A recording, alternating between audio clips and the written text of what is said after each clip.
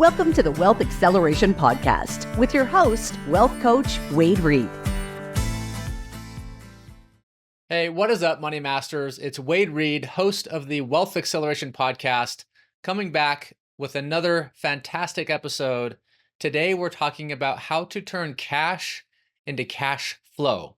And who here does not want to know how to do that, right? If you don't care about turning cash into cash flow, learning how to invest, please go to the next episode or find somebody else to listen to. No, I'm just kidding. Stay here because there's some cool stuff, even if that's not your greatest desire, because this is more about personal development and the right process of becoming an investor, not necessarily the right investments. Investments are plentiful. And today we're going to talk about some ideas on the types of investments that exist to create cash flow. This is not going to be advice because investing is so messy, so personalized. It just couldn't be in an episode like this, but we are going to talk about the principles. And this is the fourth part of my O.S.O.M methodology, maximize. We're talking about maximizing wealth by turning cash into cash flow.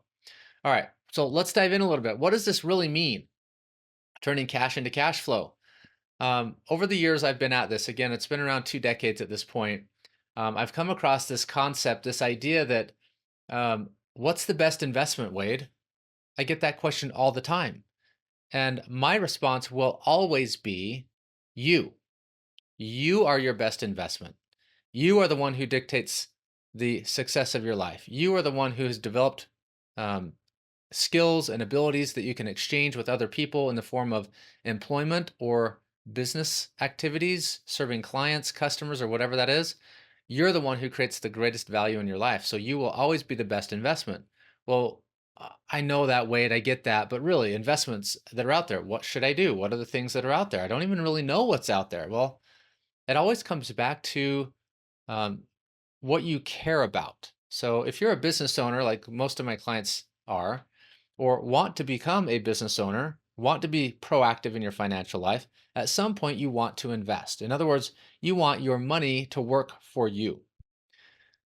So what does that even mean? Money working for you? Well, as I mentioned in a prior podcast, in my opening podcast about my O.S.O.M methodology, I talked a lot about personal finance, and I talked about this concept of if we want money to work for us, we have to hire people to work for us. The only way money ever works for you is if you have people working for you. It is not a passive activity.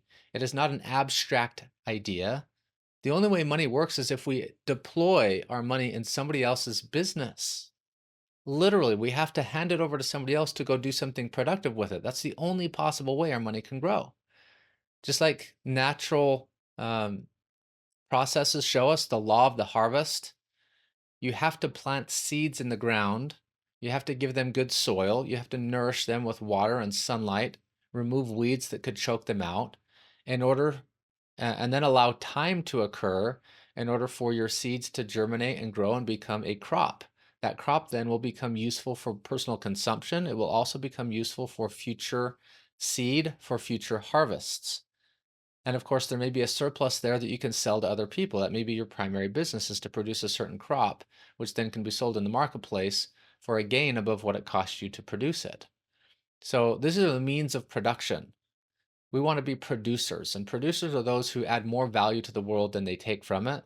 Producers are those who have the mindset of abundance and generosity and are the capitalistic mindset. There's a motive to take care of one's personal interests, of course. We need to eat. We need to have a place to sleep. We need to have personal enjoyment. We need to have all those things that we all have personal need of in this life.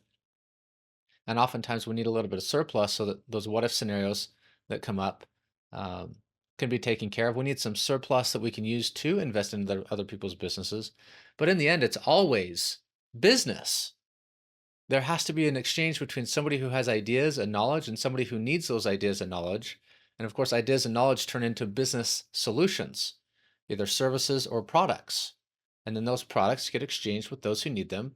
And there's a unity that takes place. That's commerce. That's an economy. It's a way to exchange one with another. So turning cash into cash flow or maximizing our financial life, how does that differ from optimization? So last episode, we talked about optimization.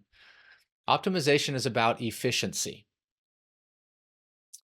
getting the most efficient use out of a resource. So when you buy a car, that car may have been optimized when it came from the manufacturer. Everything's in good working order. Well, a few years later, it may need to have a tune-up. It may need to be re-optimized. It may need to have tires replaced. It may need to have the engine overhauled. It may need to have different brakes put on so that it's more efficient. It may need to have some sort of improvements to a cleansing of the engine so that it can burn the fuel properly to its most optimal uh, efficiency. That's different than maximization. So, for example, let me give you another thing. I live in Salt Lake City, Utah area, a little bit north of there, and I have family down in southern Utah. It's about 325 miles away. Well, what is the optimal speed to get the most efficient use out of the fuel in my car, to get the most mileage? It's typically around 55, 60 miles per hour. But the speed limit is 80 miles an hour on the open freeways because it's really safe out there. There's not much traffic. Well, it depends on the season. Holidays are pretty busy. But you can go up to 80 miles an hour legally between Salt Lake City and St. George for much of that distance. So going 80 miles an hour is not optimal. It's maximal. It's the maximum speed I'm allowed to go to get there. So I can get there in the shortest period of time. So maximization isn't always optimization. It's just trying to get the most out of something. So in order to have the right to invest or to practice investing, we first have to do the other three things. We have to get organized, we have to systemize our financial life, and we need to optimize it so we're getting efficient use. And then as surplus is developed, there's this temptation. There's literally billions of marketing dollars out there telling you that you should be invested always and often, that we should automate the transfer of our wealth into somebody else's company, a brokerage like Fidelity or Charles Schwab, the 401k contribution that's automated through payroll deduction, the transfer from your bank account to Robinhood or whatever the other brokerage account it is to make dollar cost averaging. Right? These are all methodologies. These are systems that businesses set up to help you transfer your money over to their institutions so that they can make money off of every transaction that you do. You see, there's a motive behind it. It's not just for your benefit, it's largely for the business's benefit, because the more cash they have under management, the more fees they can generate to operate their business and to create a profit for themselves. Whoa. Like, are you getting this? We have to ask the questions. Why is it so easy to do this? Because that's what the businesses want you to do so that they can make money. So we have to become well-educated investors. And this maximized component of the O.S.O.M methodology, we have to become well-educated. We have to be students of the monetary system. So I have lots of books on the shelf behind me. If any of you are paying close attention or have a big enough screen on my video, you might be able to read some of the titles. A new one I have behind me today is called Scaling Up by Vern Harnish. And this book is largely about business activities. How do we grow our resources and at the right time add more? So there's always, when we're investing, so the skill of investing requires that we understand risk. And one of the things that we have to do with risk is to recognize how strong it is, how likely something is to fail. And that's really hard to quantify. A lot of the people I've studied with regard to investing bring in the topic of risk as the unknown factor. The unknown factor, it's really something that we can't fully grasp uh, put our arms around. It's something we can't fully grasp. The likelihood of you stepping out of your house and twisting your ankle, it's not that high because it doesn't happen that often, but it happens often enough that, in fact, I have a family member who stepped off a step and broke their ankle. I mean, literally shattered the ankle and an arm at the same time. Guys, that's a risk that happens periodically, but in finance, we often overlook it because the statement, high risk equals high return. If you want a high return, you have to take a high risk. That is not always true. In fact, producers, those who are looking to create the most value out of life, to add more value than they consume, are often looking about how do I minimize my risk in order to get a maximum return? How do I minimize risk and get a maximal return? That's why I call this component maximize. We want to get the most out of something with the least risk. So again, it's closely connected to optimize, but to get the most out of something is to maximize. All right. So risk is an unknown factor. It's the thing that we need to have uh, clear criteria for. If we're going to take risk on something in some sort of investment vehicle, such as real estate, well, what type of real estate are we talking about? Is it a single family residence in an urban area? Is it in a suburban area? Is it in the slums? Is it in a different state than you live in? Is it multifamily? Is it 2 units, 4 units? Is it large multifamily, like 50 plus units? Am I going to need partners or not? So once you've identified the type of real estate, that's just residential type real estate. There's commercial real estate too. There's land. There's storage units. There's mobile home parks. There's car washes. There's retail operations. There's strip malls. There's warehouses. There's all kinds of things, guys. There are so many ways to invest that we have to like create a vertical for ourselves. We have to find something we care enough about that we'll be interested for a long period of time, and then create a set of criteria that defines the circumstances with which we will make that investment. So to minimize risk, we need a set of criteria. Part of my coaching process with clients, once we've gotten through those first three components, we'll start to look at a series of questions that can help us quantify whether or not something has worked out in the past and what were the characteristics of it, and what risk category it fits into. So there is this model that I've come across over the years, and I borrow this from my friend Patrick Donahoe. He created this thing called the hierarchy of wealth. And if you want to learn more about that, there's a book behind my shoulder called Heads I Win, Tails You Lose, a financial strategy to reignite the American dream. One of my top 5 books on personal finance. In chapter 7, he describes this equilateral triangle like a pyramid. Pyramid is the strongest shape that we know of. A triangle is the strongest shape we know of in physics. So an equilateral triangle that has 4 different tiers. The bottom tier, the base tier, is cash and cash equivalents. So bank accounts, CDs, municipal bonds, T-bills, treasuries, whole life insurance cash value. These are all things that are safe and liquid, may or may not have tax advantages, but they are easy to access when needed for any time at any time for any purpose. And then the next tier up is things we have direct control over. Our business activities, our knowledge acquisition, the way we engage with society to create an income for ourselves. And so our own income generation, as well as things like real estate that we own that's rented out by other people, so it has a consistent cash flow. It needs to be backed by some sort of asset that can be sold to somebody else at some point. Our own knowledge is easily sellable to other people, depending on the type of industry that we're in. So the next tier up is called tier 3, or the investor tier, the tier where we're investing in other people's business activities. It's the things that we don't necessarily have the skill in ourselves, but we might want to be invested in and have some interest in it, but not necessarily the time nor ability to run those businesses or investments ourselves. And then the top tier, the fourth, is speculation. Speculation are things that are highly volatile. Cryptocurrencies, individually chosen stocks, um, startup businesses that you've never been involved in before, or that are new to an industry, such as blockchain technologies, things on this new software platform. Back in the 90s, early 2000s, nobody really knew what the internet was, and the TCP protocol or HTTP protocol. I really still don't even know what those things are, but we've figured it out, and we've built websites that are highly profitable, and we do commerce on that platform. Well, blockchain is the next thing. It's the next iteration of something that is available to build businesses upon and create exchange with other people. So as we become well-educated investors, guys, we start to learn about these things. We set up criteria, we reduce our risk, we get clear on the things that we want to know, and we start to make investments based on these 4 different risk classifications. The bottom tier in that hierarchy is just where we store money. It's not an investment tier, it's a storage place for money.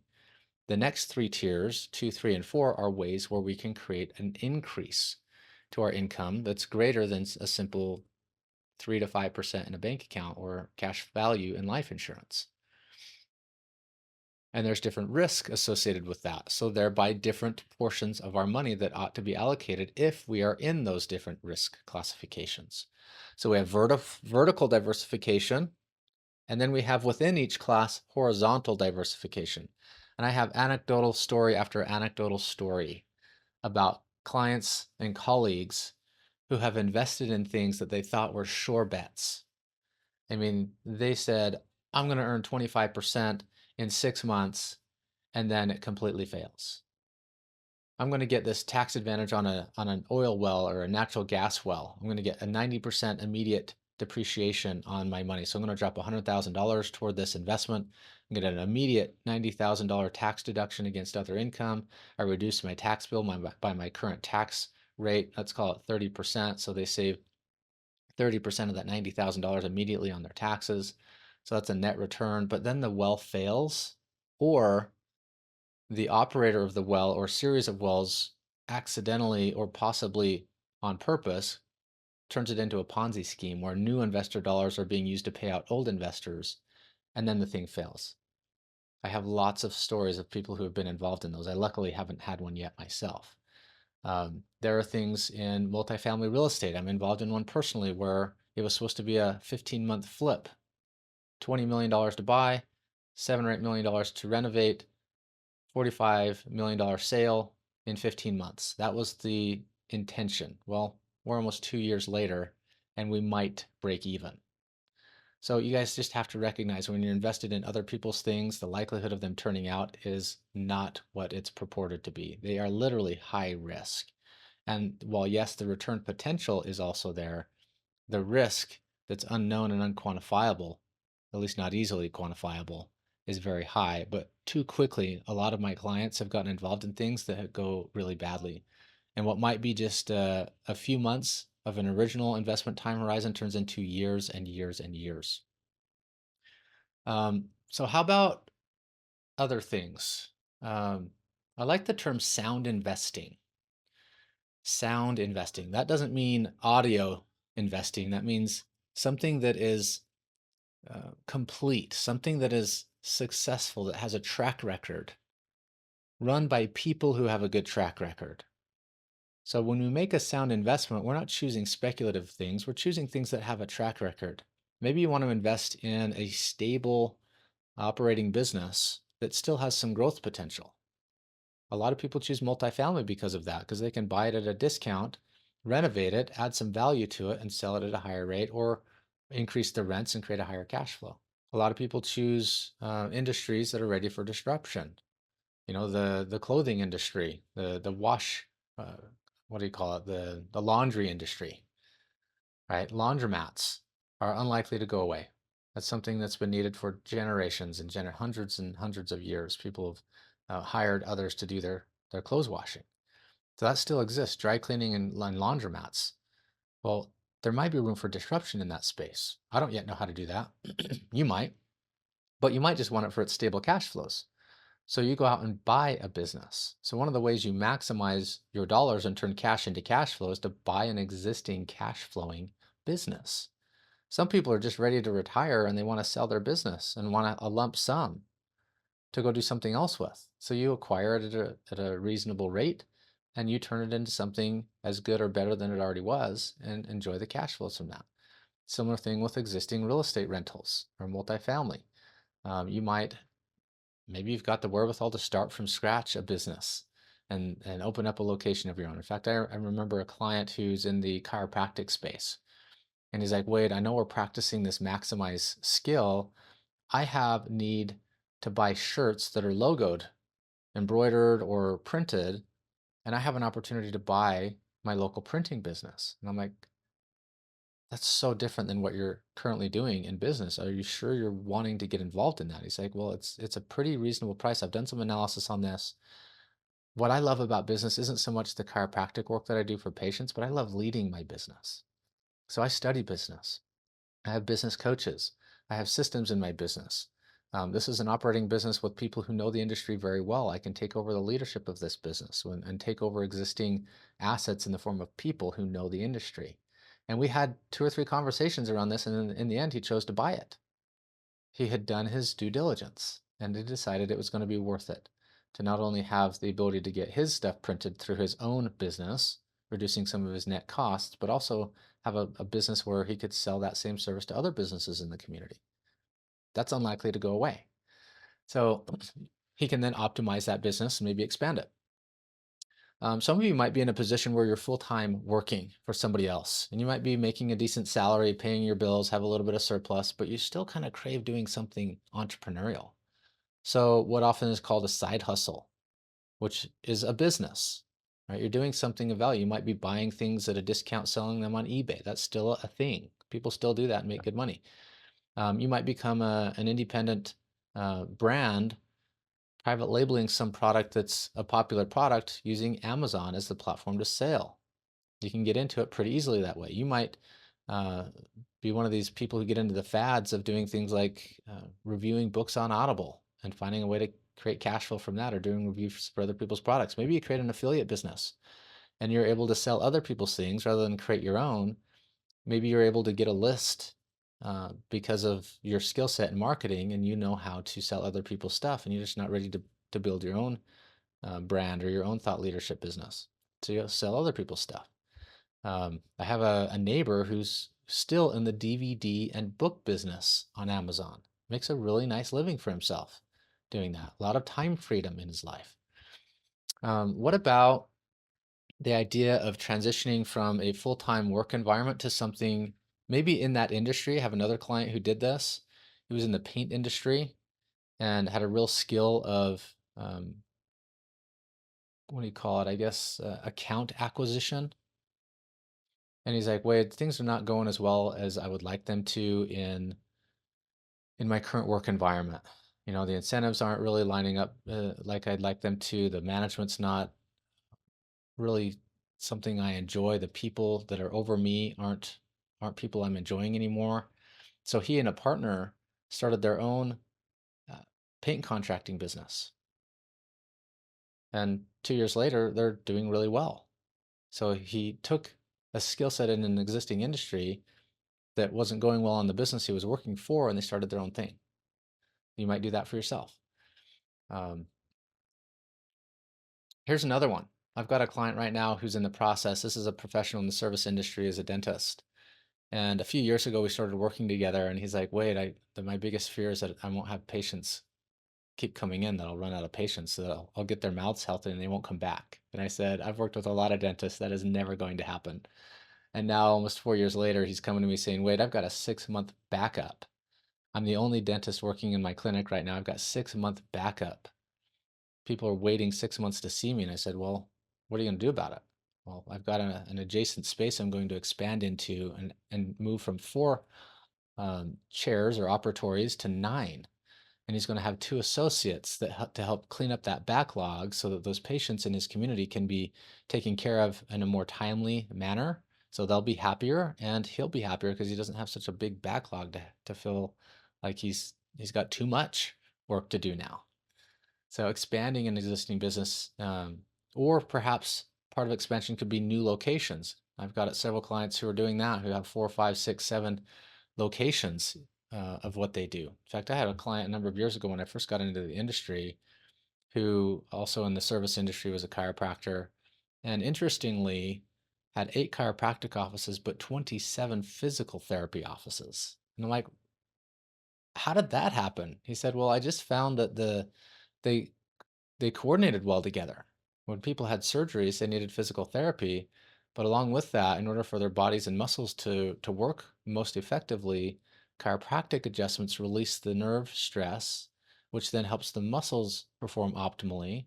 And then physical therapy is even more effective. And he found that the business model for physical therapy was a little more lucrative and a little easier to get into than chiropractic offices. So we ended up with more chiropractic offices. In addition to that, at the time we were working together in about 2011, there was a requirement to move to electronic health records, and his software platform that integrated all these offices together became not only something he could use for his own business, but he could sell it to others.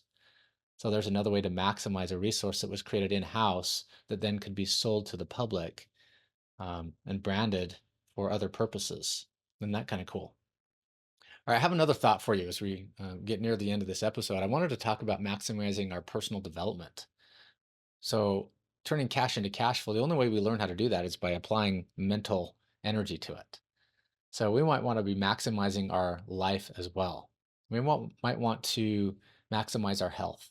So, we go hire a trainer. We need money to do that. In order to be our best self, we might be willing to invest and turn cash into a healthier body and mind, which then can be turned into applications, new ideas, new ways to create more value for our employer.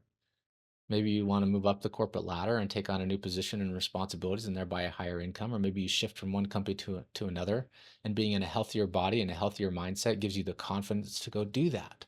So you can maximize your personal earnings by looking at ways you can help those that you work for look good and talking to them proactively about how can we create a path for me to reach X amount of income. And if they're not able to provide that, maybe you look for another employer who can provide that because you're a motivated individual of high value to an organization. If you're a self-starter and this type of person, you're highly valued by many other organizations. So why not move and add your value to their organization for a higher wage? Okay. How about hobbies? You might just need some time to mentally decompress and engage in the ability to do painting, or in my case, I like to mountain bike. So you might need to turn some of your cash into the resources necessary. A bike rack. I'm going to talk about me here. I need a bike rack. I need a nice bike. I need protective clothing. I need just biking clothing that's comfortable to wear. So I turn that stuff into hobbies, which then helps me free my mind. In fact, I did a recent episode while I was on a mountain bike ride. So I turned that into like some of the free thinking I had while I was riding, created a whole episode of this podcast you may have already listened to. You might want to travel, so you need to create space to travel. You may want to get involved in service activities, so you use your time and money to buy assets that create passive income that allow you to be even greater service in your community.